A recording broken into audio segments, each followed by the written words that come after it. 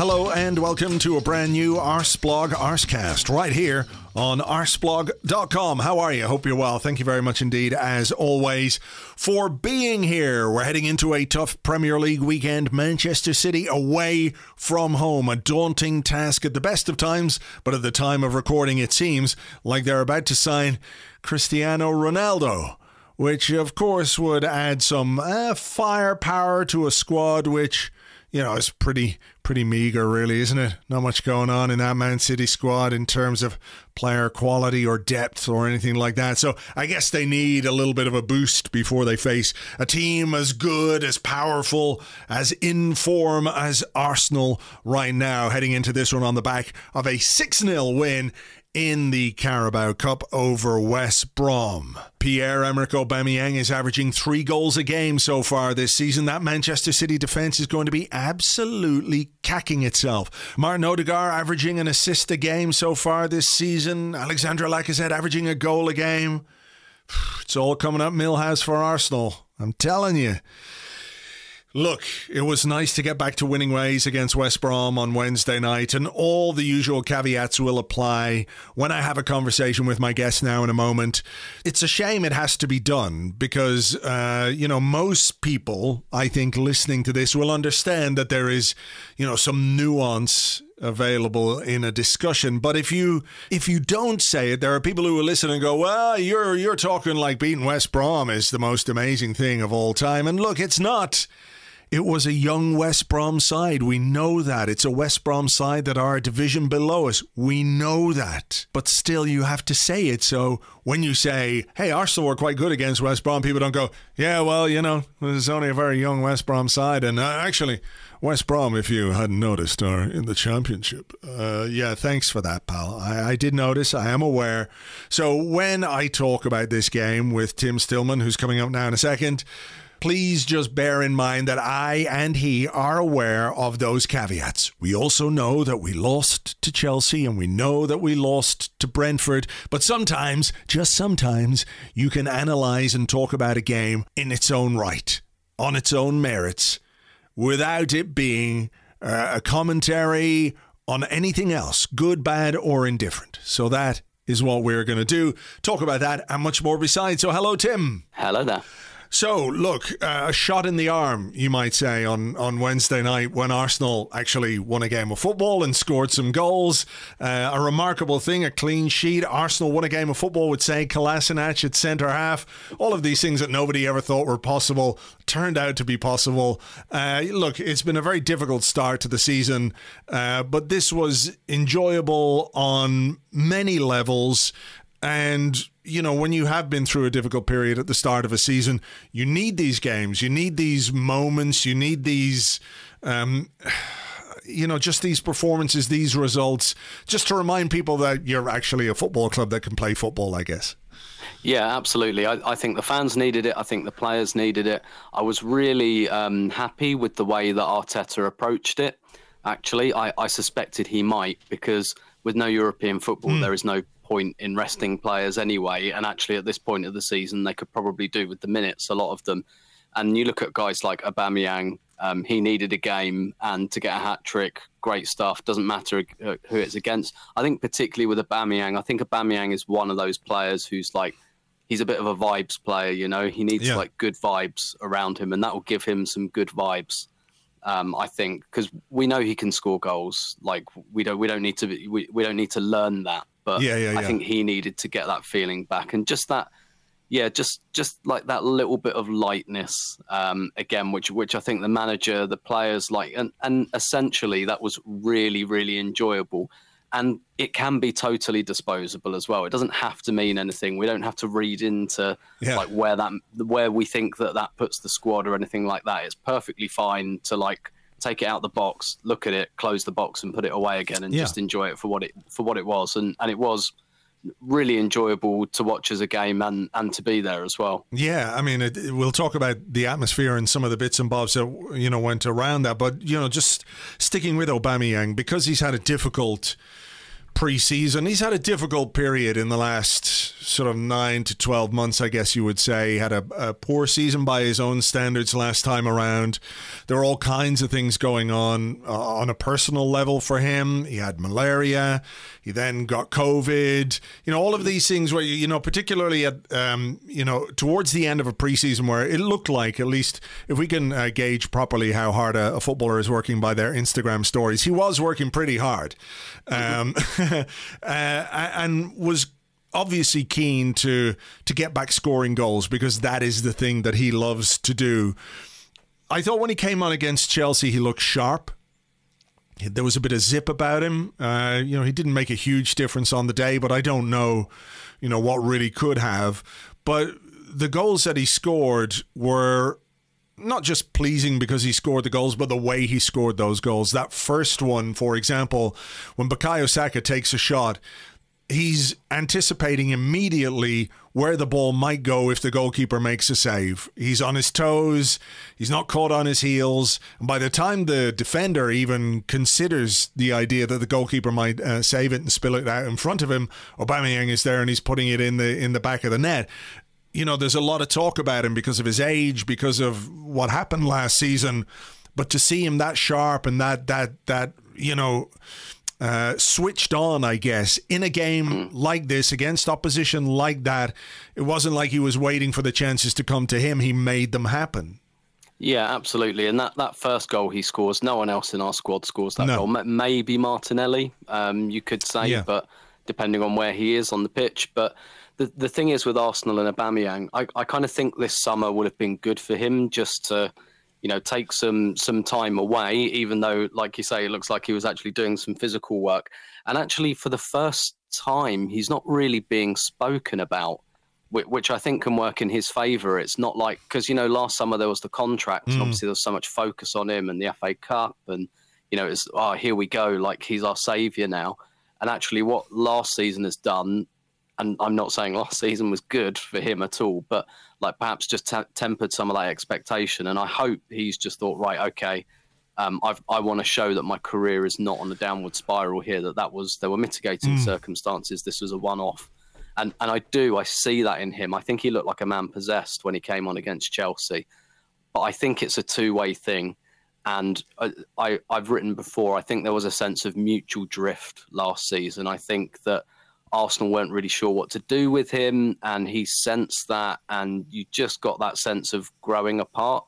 And we have to take a step towards him as well. I really hope the Ødegaard signing is the beginning of that, to get a good creative player in there and have that kind of, and we saw it last night, that kind of trio buzzing around him and him just sweeping up in the penalty area. Because ultimately, it is impossible for me to imagine Arsenal having a really good season and Aubameyang not having a really good season. This is, you know, probably with the exception of Saka, this is as close to a world-class player as we currently have. Yeah. In terms of the talent, he's the closest. He's in what he does, he is world-class. And Arsenal don't have a lot of players like that at the moment. So they, as far as I'm concerned, they gave him the contract. They have to start playing to his strengths now. They've made that commitment. And there were some things in pre-season I wasn't happy about Arteta saying, I don't know. If he's in age-based decline. I thought it was a really stupid thing to say. Like, whatever you think, you say, no, he's brilliant. He'll score a ton of goals and he'll show you all. That's what you say. Yeah. Particularly, I think, with a character like Aubameyang.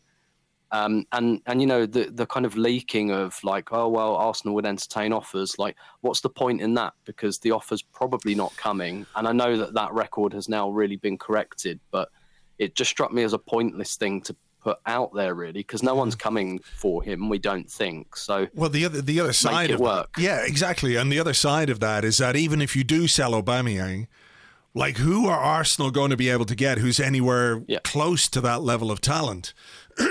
That's what always struck me as not strange. Like, I understood people having doubts about him. I understand that when a player has a season like he had last year, particularly when he gets a bit older, it's easy to sort of join the dots and say, well, 1 + 1 = 2, and 2 is, this is a player who got a big contract, he's in decline. We're traumatized, I think, as Arsenal fans, because we've seen that before. You know, so I understand, but the idea that we could sell him, and I don't know how much you would get for him, but be able to buy a player of that goal-scoring talent. I'm not saying he's the greatest footballer that we've ever had or anything like that, but when it comes to putting the ball in the back of the net, I think you're absolutely right. Like our hopes of having a good season, they don't depend entirely on him, but very strongly on him as the main striker scoring a lot of goals. So when he pops up on his first game of the season with a hat-trick, with like the first goal, brilliant anticipation, brilliant movement in the box, taps it home. Second one, he's in the right place at the right time. Again, you know, when the ball rebounds in the penalty area, just having somebody in the box is fucking great. The third goal, like he could have scored, and he did the overhead kick and Pepe knocked it in. And the fourth goal, like we've seen him score that goal before. We've seen that finish before. But I watched it over and over again this morning, and as he cuts in on his right foot, the defender probably thinks he's got another step to get across and make the challenge, and he doesn't.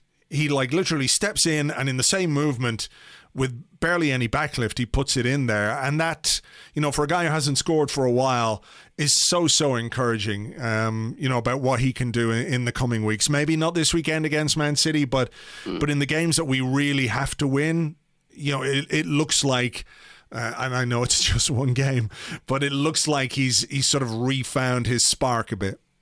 Yeah, definitely. And also that third goal he scores, he doesn't have to play on the left wing or start on the left wing to score that goal. He can still go over to that space, which he likes. Yeah. And he should do as well. And so that was a really pleasing goal. I just think he looked on it from the beginning, and he looked really happy at the end, like coming over with the ball tucked under his arm. And I think all of the players looked, I guess, maybe even pleasantly surprised. The fact that there were like 3,000 fans there. And, you know, and so there was a kind of, oh, wow, like this is really kind of not what we expected. 3,000 people coming here on a Wednesday night. And he looked really engaged with that. And yeah, it was a great night. It was a great night for a lot of players, but it was a great night for him, I think, most of all.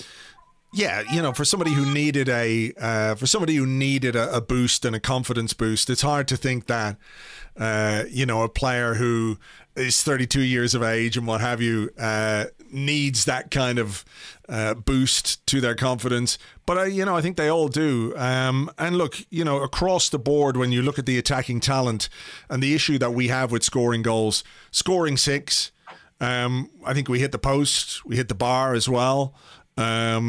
My friend West Antone will be absolutely gutted that both of those didn't go in, so we didn't get the 8th goal, but there you go.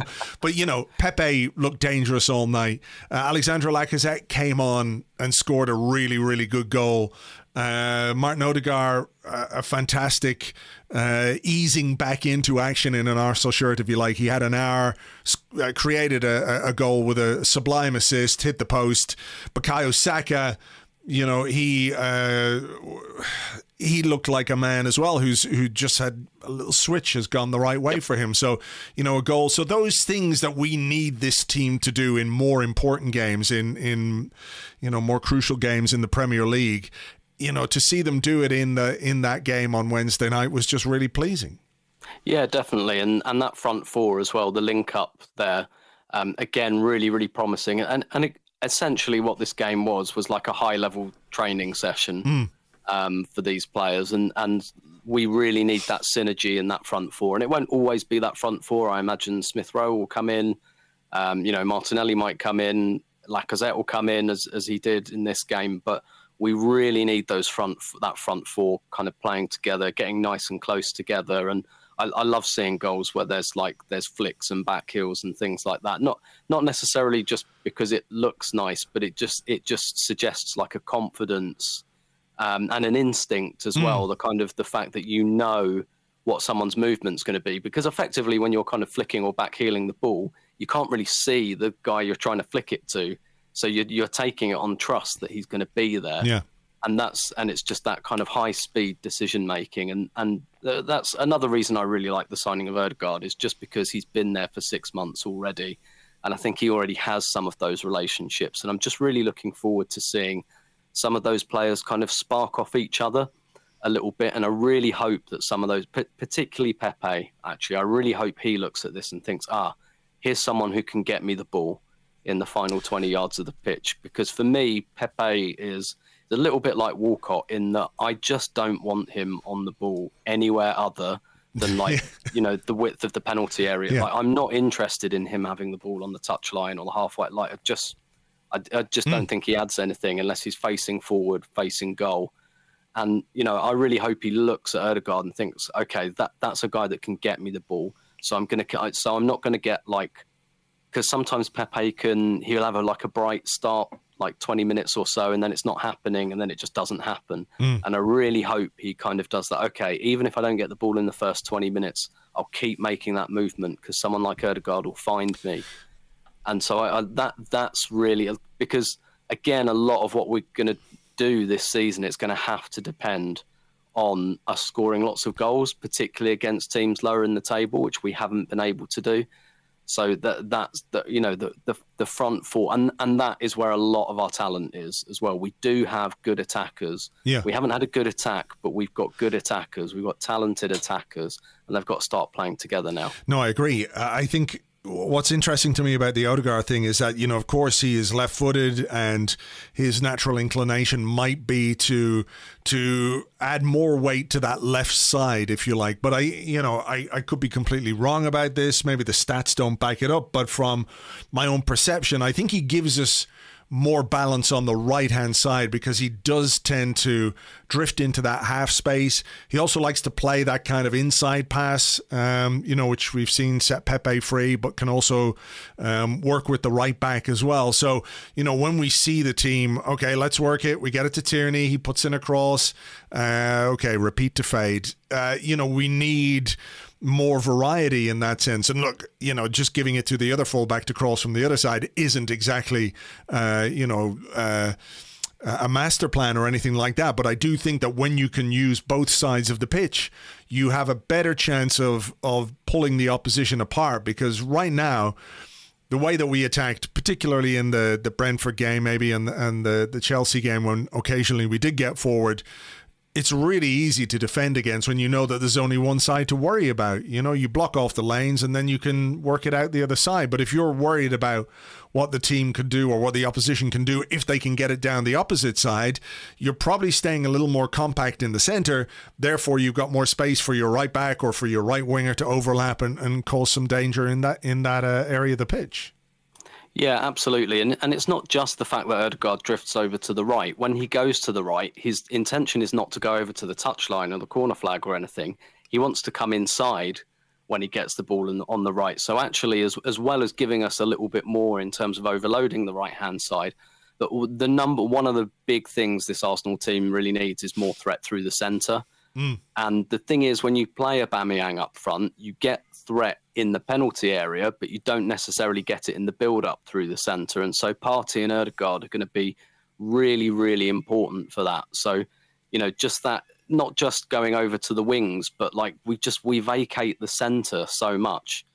And I really hope that Ødegaard and Partey together can really give us that central threat. And then the wings are something we can use kind of when we need to. Like at the moment, the plan is to go wide. And I never think that's a great plan, actually. I think you go wide when you can't go through the centre. That's the ideal place to go. But really, going wide should be your kind of plan B rather than your plan A. And that's what I think this team really, really needs. And one of the things, again, I'm really looking forward to with the signing of Ødegaard, and hopefully if Thomas Partey can stay a bit fitter than he could last season. And to be fair to him, this injury that he's got could have been a lot worse. So I'm not going to call him injury prone just yet, because actually that was a nasty knock he took and it's not kept him out for that long. It's a bugger that it's kept him out against two really big teams. But that I think that Partey Ødegaard, I'm not sure I'd call it a partnership, but just giving us that presence. You could see how they link up, though, if you know what I mean. Yeah. If we think sometimes of our midfield as this thing that exists detached from the front four, Partey gives you the the verticality, if you like. He likes to play that inside pass, that forward pass through that central area. So if Odegaard is there and he can then link up with players ahead of him, it does change the dynamic a bit. And I think you're right to say that we have good attackers if we don't have a good attack. I think that's part of where the frustration comes from as Arsenal fans. If we knew we had duds at that end of the pitch, we'd be probably a little more sympathetic to the kind of football that we're producing. Whereas we know that the talent is there and the ability is there to do more than we've seen, you know, last season when we scored 58 goals or 55 goals, whatever it was in the Premier League. Way, way, way below what the talent of the players should be producing. So, you know, to find the combinations that unlocks that a little bit has always, to my mind anyway, been the thing that Mikel Arteta is going to have to focus on. Yeah, big time. And we all saw last season what happened with the kind of the complete lack of a number 10. Something that my daughter is also very exercised about. Can hear her there, yeah. She's made a good point there, in fairness. Yeah. And she hates Willian, by the way.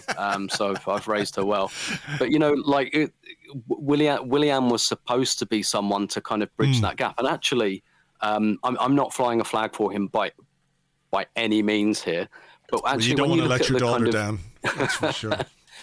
When you look at the data, like one thing he has been quite good at is just like carrying the ball towards the penalty area, but like just not having that link, that kind of number 10 to go through, particularly the period when he was in the team, when it was okay, I'm carrying the ball forward, but then what the hell do I do with it once I get to where I'm going? And so there's an awful lot, I think, like that at the moment. And when you look at our attack as well, and I'm looking at like someone like Martinelli, who I think is super talented, and you're looking at it and thinking, where are his minutes coming from other than as a super sub? And Pepe is probably not in our first choice kind of front four either. So, you know, potentially you've got players like Martinelli and Pepe on the bench, but probably Lacazette isn't either.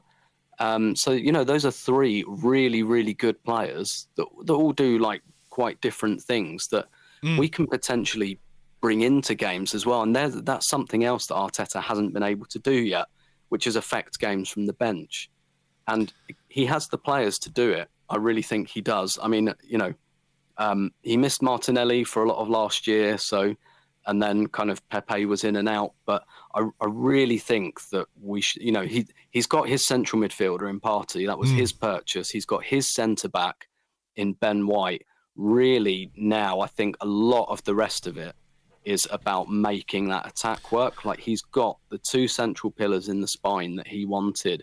I think really to be really reductive here, he's got to say, okay, I've got to trust those guys to do that job. And Gabriel, that's my signing as well. Yeah. And now my job is really, okay, I trust those guys in a way that I didn't trust the guys that I had before. And now my job is I've got 5 or 6 really good attackers, and I can't use them all at the same time, but I have to find a way to make all of them work, to work together, to work from the bench, to come in and out of games and things like that. That will be the thing that will determine whether Arteta holds on to his job, as far as I'm concerned. Yeah, I mean, the bench thing, you know, when you looked at what we had on the bench for Brentford, you know, if it wasn't working against Brentford, there wasn't anything there, really. Pretty similar against Chelsea. You know, there wasn't a great deal on the bench, and particularly when you looked at their bench and went, well, fucking hell, like that's ridiculous. You know, they're bringing on World Cup winner N'Golo Kante, and you look at the array of talent and the money that they've spent on those players, which isn't to say I think we should or can have a bench as deep as that. But when you do have, you know, that front seven that you're talking about, maybe your subs are Martinelli, Pepe, Smith Rowe, or they're Martinelli, Pepe, Lacazette, Smith Rowe. You know, you've got combinations there of players who can come in and out of the team and who can, you know, impact the way that we play in different ways. You know, Smith Rowe, you know, the idea that Odegaard was going to somehow stand in the way of Smith Rowe never really made sense to me because of the completely different type of player that they are. You know, I think he's probably going to end up maybe more as a wide player, or even if we shift back into a 4-3-3, he could play as an 8 in there, and maybe, you know, fulfill his Croydon De Bruyne status a little bit. But, you know, he and Odegaard are very different players, even if we've been asking them to do a similar kind of job.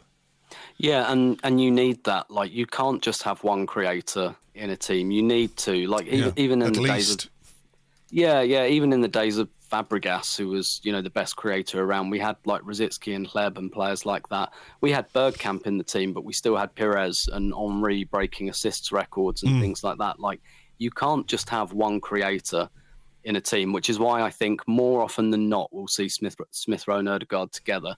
I do think that Smith Rowe is more of a wide player who can play as a 10. That's the way I look at him in this system at the moment, because of the way he overloads out wide. Yeah. That tends to be, when you play him as a 10, that tends to be where he goes, which is great. But really, what I want is him doing that, but then someone else being in the centre, and that to me is Odegaard. Just having, like, it's a bit like having one creator is like having one goal scorer, essentially. You can't. Again, when we had Ozil, we still had Alexis creating chances and things like that. It's, you know, Santi Cazorla. Yeah, precisely. Like, you need more than that. And that's why I think, and I hope, this is why I'm reasonably positive about Aubameyang this year, because I just think if you put Smith Rowe, Odegaard, Saka behind him, I think there's 3 really different sets of qualities there. In terms of what those players do. And then you've got Tierney's delivery from wide. Even Chambers' delivery from wide is really, really good. Like, I can see Arsenal getting in the penalty area a lot more. I'd rather they didn't, like, whack crosses in like they're still playing with Olivier Giroud up front. I'd like them to be, like, less crossy and more cutbacky. To use a technical term. But I can see Arsenal getting into those areas, and they need to, because that, for me, is just like the number one thing that was wrong last season, was the kind of ball progression and getting the ball in there. And if we can do that, you know, look, I'm not saying that we'll like have a stormer of a season or anything like that, but for me this year, like, it's difficult to get excited about finishing 5th or 6th when you think that that's probably our ceiling. It's difficult to get excited about it. But for me, it's the way we do it. If we finish 6th and we play really good football, and some of those younger players start to look better and better, and there's a sense of direction of travel where you think, okay, it's 6th this year, next year could be 4th, you know, or in 2 years it could be 4th. If you get that sense of upward trajectory, that, like, there are different ways you can finish 5th or 6th. You can finish 5th like Unai Emery finished 5th, or you can finish 5th in a way that makes it feel like, okay, we're on a bit of a journey here.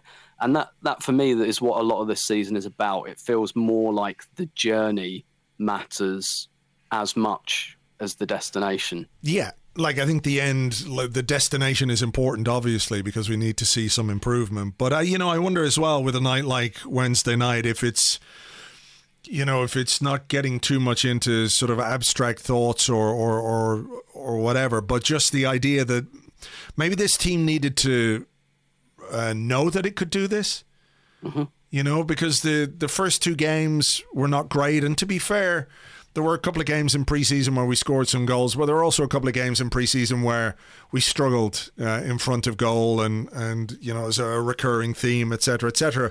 But I just wonder if, like, the evidence is there that they can do this if they play in a certain way. And look, part of it is down to the opposition. We know that. But, you know, if you do these things, if you play these patterns, and if you can achieve them, like, there was even one where there was an Odegaard, I think, pass, and he sent Saka free.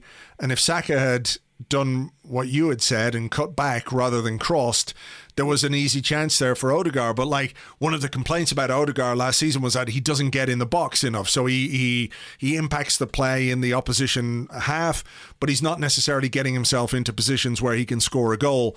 He was herring into the box to get on the end of the Saka cutback there. So, you know, little things like that, which might just change the emphasis and change the way that we deliver that final ball, could have a very positive effect on the way that we play. Yeah, definitely. And I think Odegaard, you know, there are a number of soft factor reasons why I like that signing. And one of them, I think I think he really feels like he's got something to prove and he wants to settle somewhere now.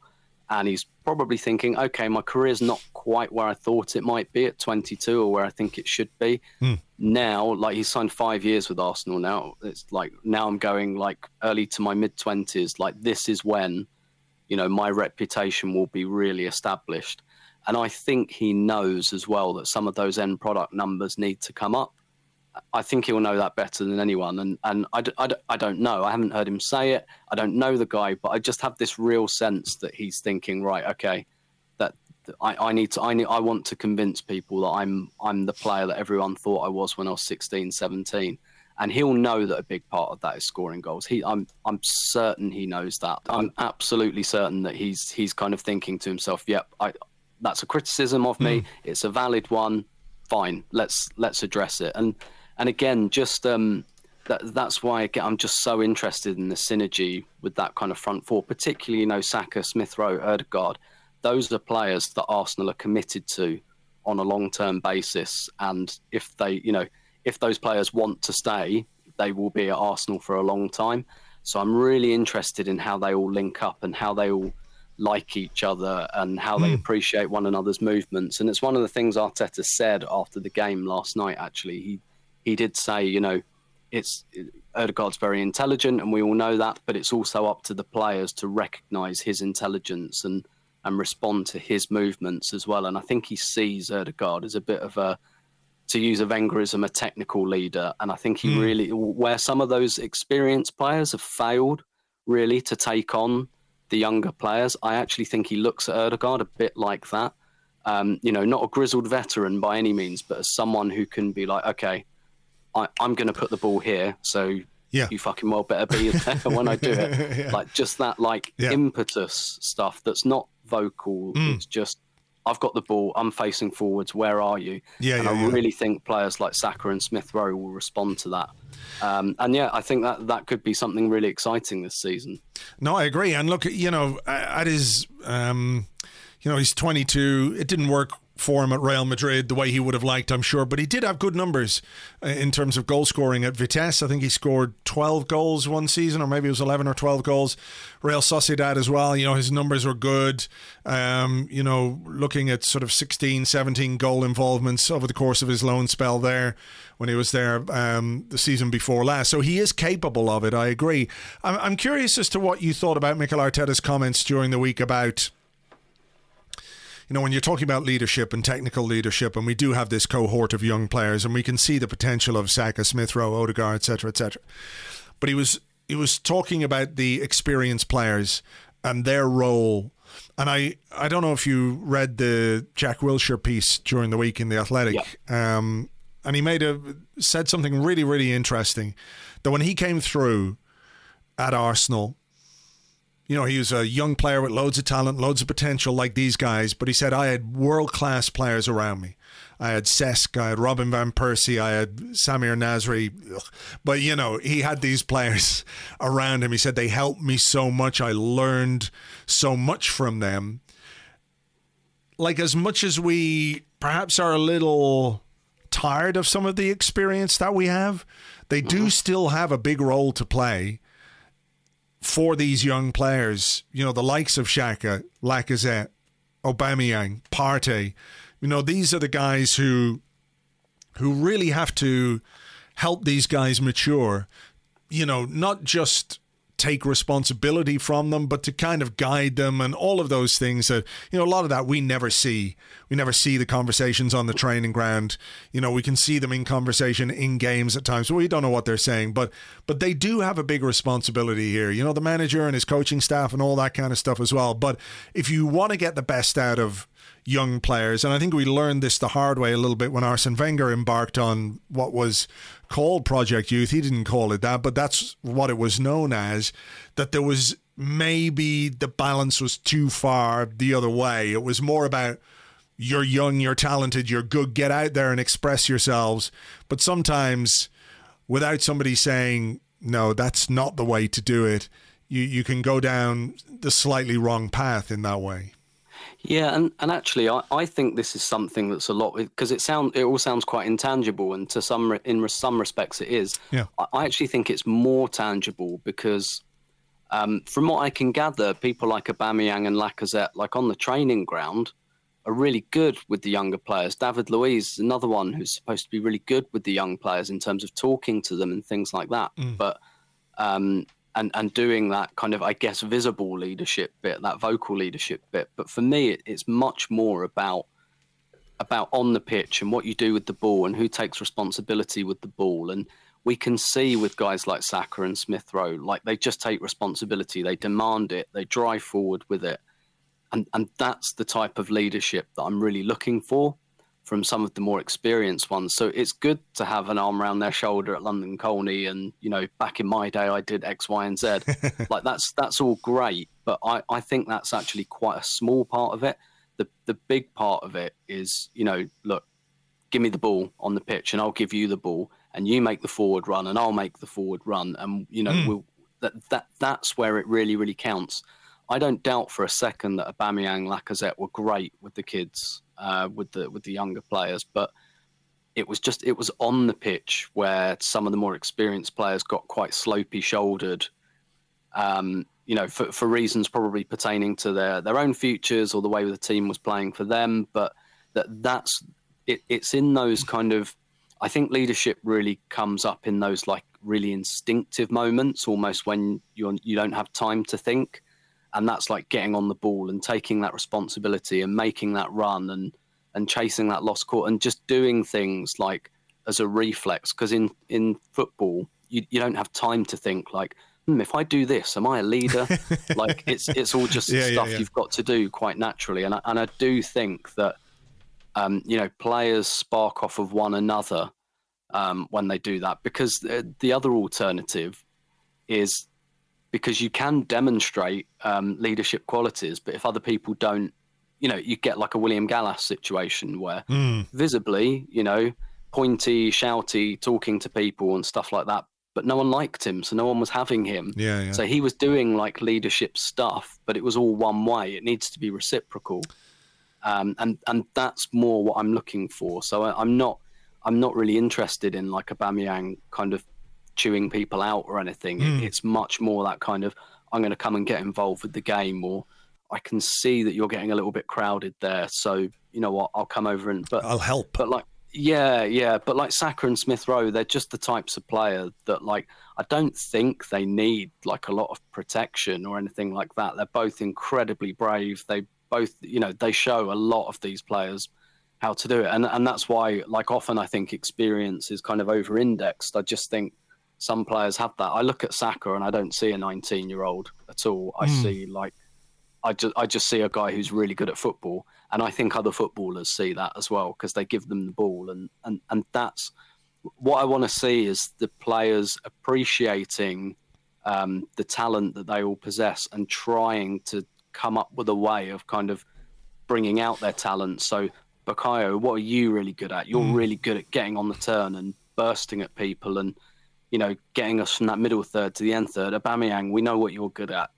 Go and just stay in the bottom, just like appreciating one another's qualities. And that's when you start to get that kind of that mutual leadership bit. And just to finish that kind of rambling thought, I just remember like Patrick Vieira being asked about captaining the Invincibles. I think this is probably not the way to say it. I think an overrated captain, by which I don't mean he's a bad captain or anything like that. But I remember him saying, I captain a team that doesn't need to be captained, effectively. And that's because everyone knows their job and everyone likes each other and appreciates one another's talent. And that's what's got to happen here. Essentially, the football has to get better, and then you'll see the kind of the leadership stuff come out. Yeah, you can see when players trust each other on a pitch. I think the Invincibles are a perfect example of that, where even if something was going wrong, you banked on them to turn that around. So yeah, we'll see what happens there. Yeah, look, we'll see who shows up, I think, this season in terms of leadership and who takes responsibility on the ball and who makes things happen and everything else. And maybe we'll have a different conversation about this in 6 months' time. I want to go back to what you talked about at the start about the atmosphere and how good it was to be there. And I think for very obvious reasons, having 18 months or thereabouts where football has not been what we grew up enjoying and watching and being part of and everything else, to be back in stadiums and everything else is amazing. I was watching the game on Wednesday night, about 6 or 7 minutes in. The Arsenal fans started singing for Aaron Ramsdale. Mm-hmm. And I was thinking, that's just so fucking great.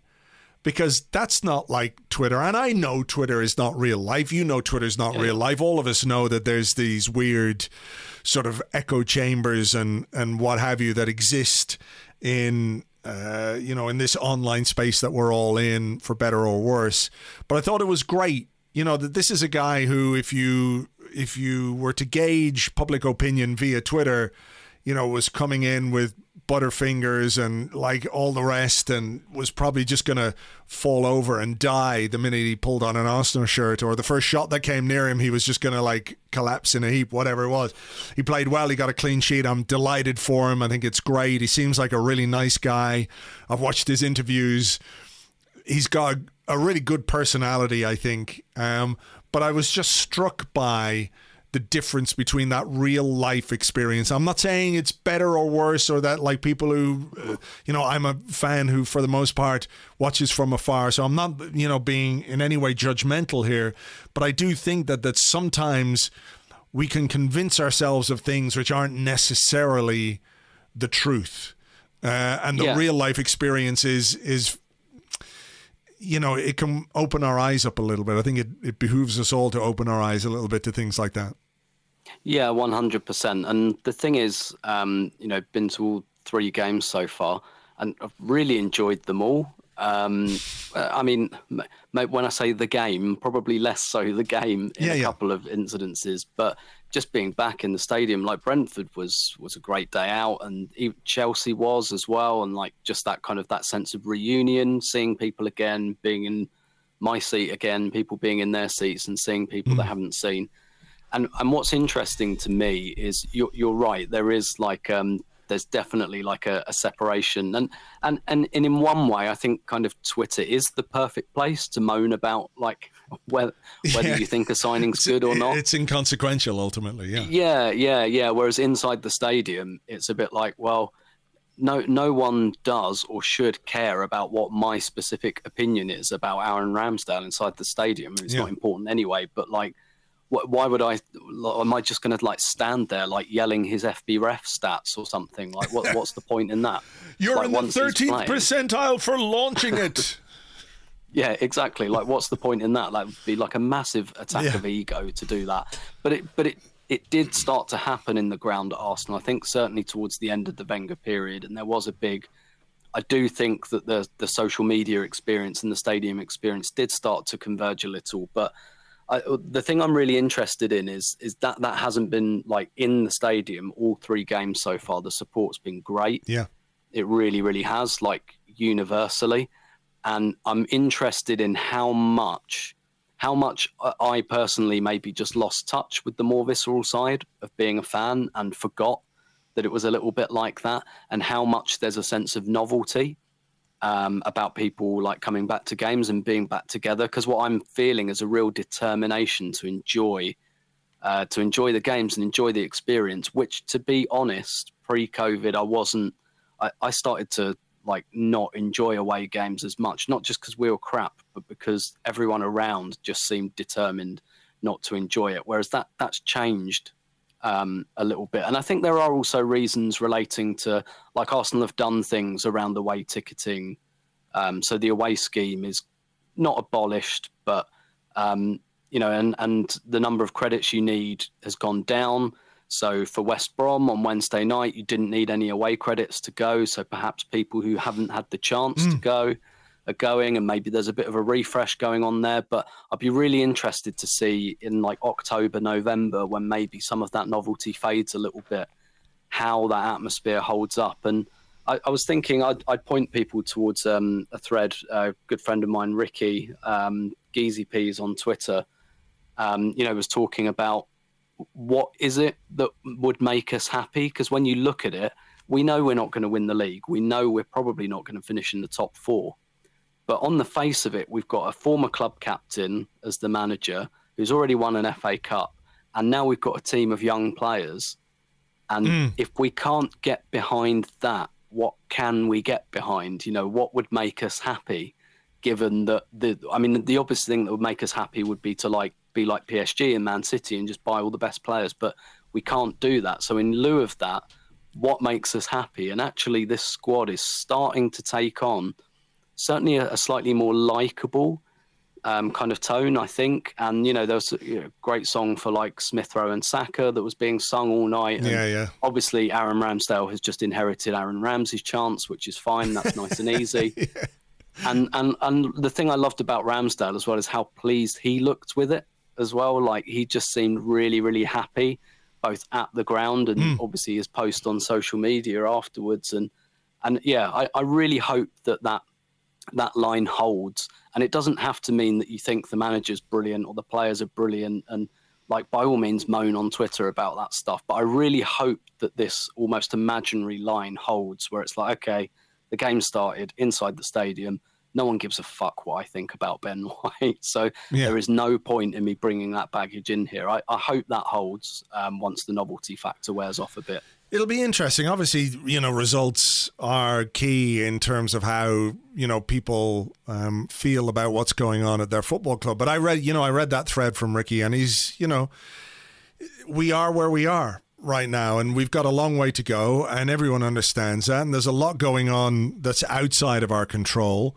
But I think if, you know, I'm not happy about, you know, what happened against Brentford or Chelsea. I didn't like losing, and I don't like losing, and I don't like at all the, you know, the idea that, well, it's Chelsea and Man City, so we just write those points off. Like, I get it from a logical perspective. I just don't like it from a visceral one.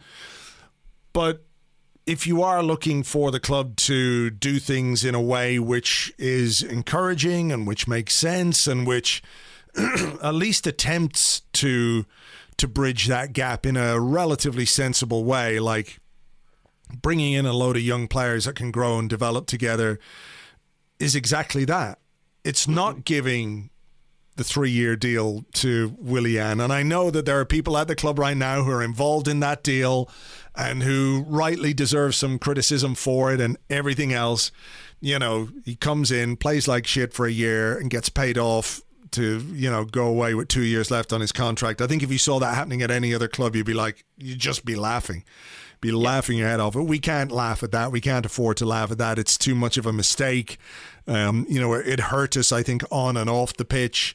I think it hurt, you know, this current setup as well, because they seemed to advocate quite strongly for that deal, even though I think technically it was a RAL special, you know, but if you want things to be better, you've got to do things differently. And so far this summer, we appear to be doing things slightly differently. It may work, it may not, but like, is that not what people want?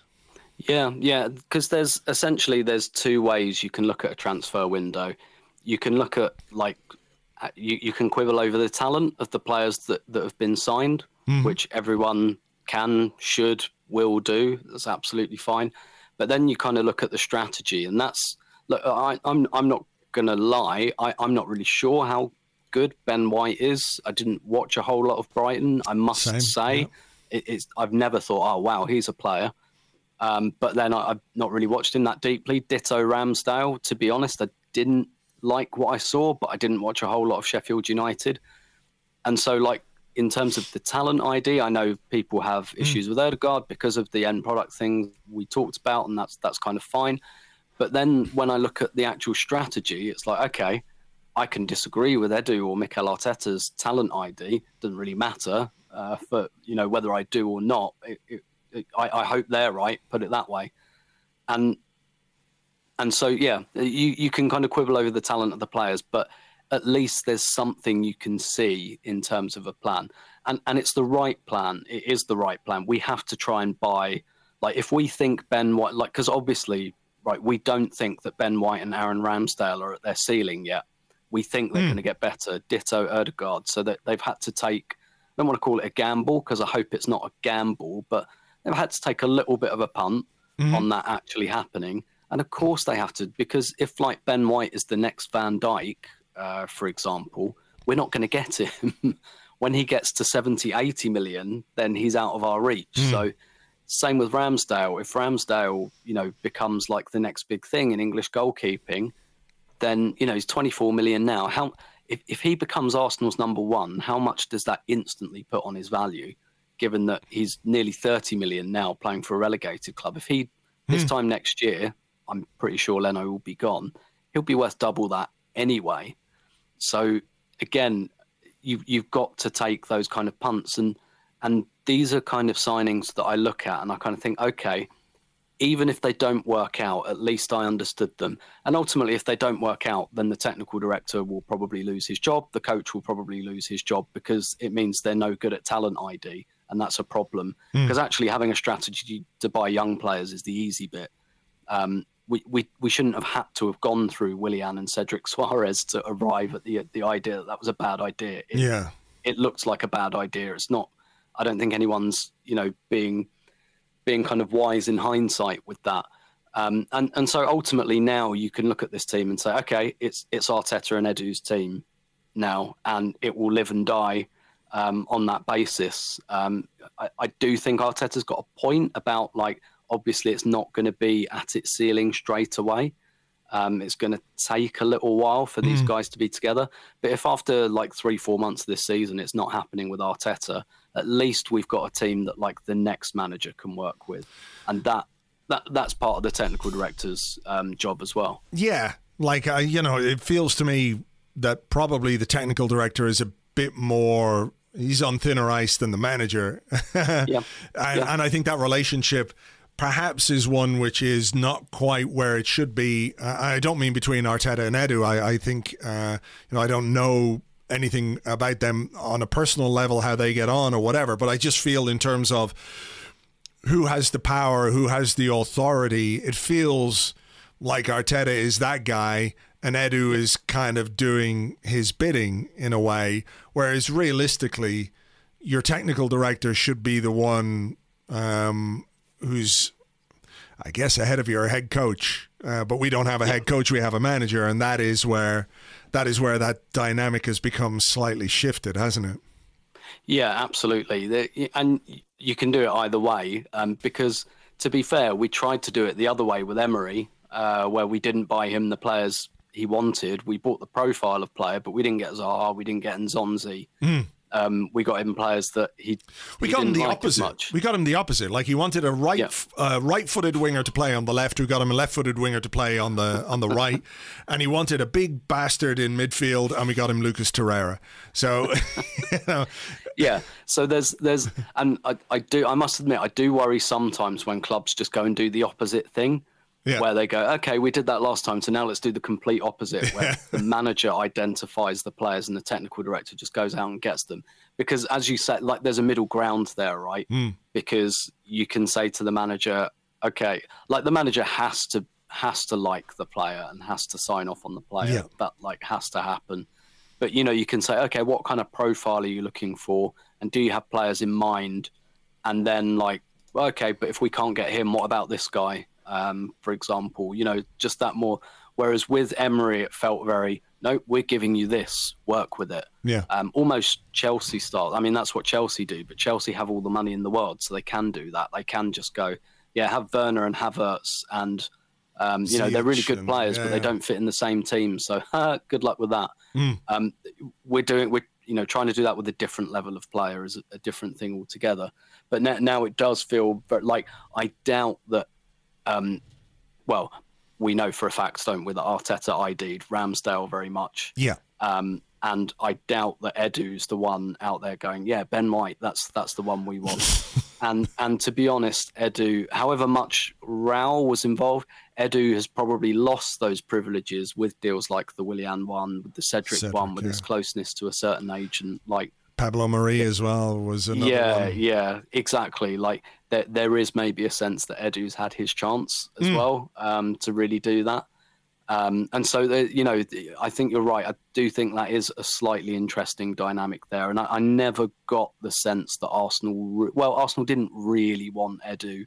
We know they wanted Monchi. And look, that happens in life. You don't get your first target, you have to go to someone else. But I'm not sure how all in they were on Edu. I think it was a bit like, okay, we need someone. We can probably get him. And he used to be at Arsenal. Like, if Edu wasn't a former Arsenal player, I don't think he'd have this job. I agree. I mean, like the Monchi thing was so close, and he turned it down to go back to Sevilla, which is obviously the club of his heart and all that kind of stuff. And I do wonder if as well there was an element of like, well, I'm not getting involved in this fucking Arsenal right now. So I think when Edu was brought in, he was brought in as somebody who would work under Raul, and now he's somebody who's working under Arteta. And I think you're right that if that connection wasn't there was nothing about his bona fides as a technical director that would have made them go for him. No, certainly not. All right, look, just very finally, let's talk Arsenal women for 1 second. Some big games coming up in the Champions League against Slavia Prague. What is the sense of how the squad is shaping up under the new manager and everything else? Yeah, sure. So they've played a couple of Champions League qualifiers in Moscow, and they beat Oxetpez from Kazakhstan as expected, and they beat PSV Eindhoven. So now they're in a final qualifier, and they've had a touch here because there were 4 teams they could get: Slavia Prague, who they've got, Rosengård, which happens to be Jonas Eidevall, the coach's previous team, Lyon and Wolfsburg, in a final qualifier to get into the group stages. If they'd got Lyon or Wolfsburg, that would have been very, very, very tough, and they wouldn't have been favourites. Rosengård are on a similar level to Arsenal, I'd say. Slavia, they played Slavia in the Champions League when they were last in it and won 13-2 on aggregate. So they're big favourites for this. So they really got the draw they needed. So they're probably going to go into the group stage, which is huge, really. In terms of how the squad's shaping up, looking really, really good. They're still looking to add. They're a little bit light in midfield, and they're looking to add another midfielder, at least another midfielder, which I think they really need. They've got a couple of injuries in there. Jordan Nobbs sprained her ankle quite badly in pre-season. They've got a defensive midfielder called Marlene Gutt. She's going to be out till February, March with an ACL injury, so they need another signing there. But the signings they've made, Norwegian midfielder called Frida Marnum, who's one of the best kind of under-22 players in Europe. Nikita Paris, who's got a brilliant record of scoring loads of goals in the WSL. I'm sure she'll score a hatful for Arsenal. But the one that's really caught the eye is Mane Iwabuchi, Holy Japanese cow, player. that goal last week. Yeah. Oof. Yeah, she's if she doesn't win goal of the month, the Arsenal goal of the month, then there's something seriously wrong. But she's just a lovely player, a player Arsenal tried to get for a good year and a half before they got her, and she's just an Arsenal player. She's just lovely technical player, like short back lift, pops the ball around the pitch brilliantly, and she happens to be best friends with Vivian Miedema. They played together at Bayern Munich and have been best friends for years, and so they've already got like an on-pitch relationship as well. And she's 28 now, so she's like in her prime. And I think she's like really looking like a signing that's just going to bring Arsenal up another level. They do need another midfielder. And, like pre-season's been tough because they'll have played 4 Champions League qualifiers basically before the season starts. So they're playing a lot of football this year. So they're going to need a bigger squad. But it is looking in good shape. And Jonas, he wants to bring a slightly different style. He's much more about high pressing, getting the ball forward a little bit more quickly than they did under Joe. So there is a bit of a change there, change in impetus. He's not as kind of as a person. He's a bit more intense than Joe was. So like it just feels like there's a refresh of the atmosphere. And yeah, they listen. Every year I say it, they should challenge for the league. Not necessarily win it, but they should challenge, and I think they will this year. Yeah, big start to the season as well against Chelsea. So yeah, at the Emirates. Yeah. And what I'd say there is tickets are on general sale. Please come along. You won't regret it, I don't think. But so many people have asked for the opportunity to see Arsenal at the Emirates. You'll definitely see it again in March. They play Spurs. That will happen at the Emirates. If and when they get through to the Champions League group stages, they will be unseeded. They will play one really big team. That will probably be played at the Emirates. So there will be other chances, but essentially they're giving up home advantage to play the defending champions. And when I say giving up home advantage, not playing at a Meadow Park where they're more familiar. The thing that will really cancel out the loss of home advantage is if there are lots of Arsenal fans in the stadium on Sunday, the 5th of September. So do come along if you can. Yeah, I mean, tickets are £12 for adults. They're £6 for juniors. So, get along, bring your kids, have a day out, watch the Arsenal women beat Chelsea women, and have a grand old time and give them the support they need. Okay, look, we better leave it there, Tim.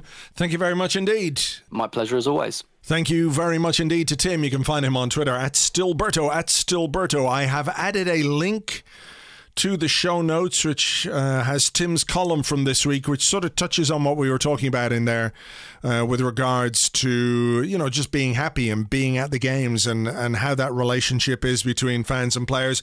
I've also put a link to the thread from Geezy Peas that Tim mentioned in there. It's well worth a read as well. So, Manchester City on Saturday morning. Look, I hope we can get something from this game, because it would be depressing to go into the international break, into the interlude with no points, and to probably, in fairness, sit bottom of the table. Oh, dear. Look, we could do with some points, even a point. It's been a while since we've taken anything from Man City at their place. Is it that famous game, the Cazorla game? I think it could be. That's a good few years ago now. So perhaps the law of averages is on our side. For more Man City talk, head over to Patreon, patreon.com/Arseblog. We preview every Premier League game with a podcast over there. Myself and Lewis Ambrose have discussed the Man City game already, so you can find it there, patreon.com/Arseblog. We will be doing all the usual stuff on the site over the weekend, live blog, all the reaction, player ratings, etc. on Arseblog News. James and I will be here on Monday with an Arsecast Extra for you. So keep everything you've got crossed for an Arsenal result this weekend. I think we're all going to have to play our part by making all of our superstitions come together in one great cocktail of superstition, and somehow, some way, we'll find a way to get anything at all from Man City. So look, thanks as always for being here. It is much appreciated. Your support, your downloads, your comments, all the rest of it. Thank you very, very much. Take it easy, folks, and we will catch you on the next one.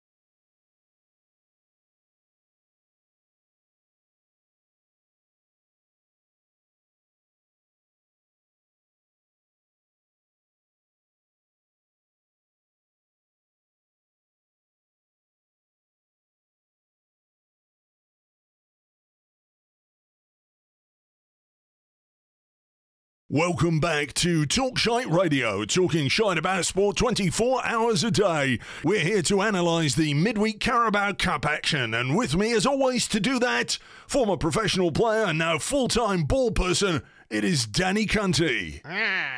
Danny, let's talk Arsenal through to the next round of the Carabao Cup. Comprehensive win over West Brom, 6-0, Aubameyang with a hat-trick. Were you impressed by the Gunners?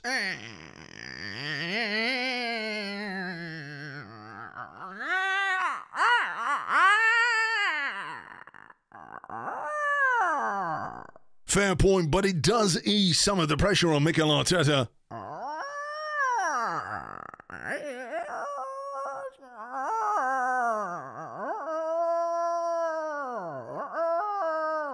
And a clean sheet on his debut for Aaron Ramsdale. He'll be very happy with that.